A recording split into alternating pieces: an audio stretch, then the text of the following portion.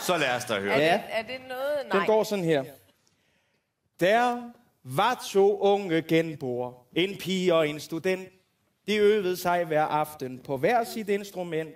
Sammenspil er kunstens højde, men her var ingen fut. Han sad ensom med sin fløjte, hun ensom med sin lut. Så skete det en aften, de fulgtes fra koncert. I snak om lut og fløjte, hvor hver jo var ekspert. Tænk, og ud af munden røg det. Dem hver især til slut. Har du lyst, så lån min fløjte. Ja tak, så lån min lut.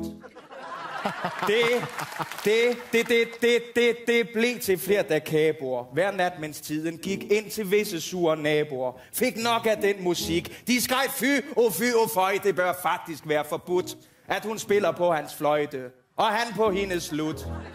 Moralen i min vise kan lyde sådan omtrent. Find en med lidt musik i, og byt så instrument. Lyt til rådet og fordøj det.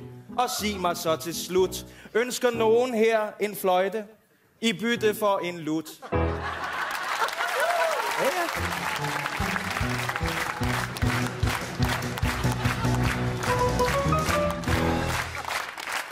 Peter Kjær.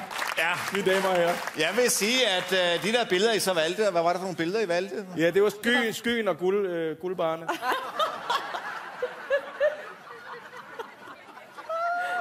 Man skal stå tidligt op, ikke, Peter? Det skal man da. Man skal satme stå tidligt op. Nå, men damen røg i hvert fald. Ja. Og det gjorde drengen også. Studenten. Hvad var det for en dejlig sang, du... Det var en dejlig sang, jeg har skrevet til Nykøbing Sjælland-revyen i 37, tror jeg. Nej, jeg kan ikke... Jeg ved... Du holder dig godt. Det meste af min barndom har min far underholdt med denne her sang, når han har fået en ind under vest. Lad mig sige det så.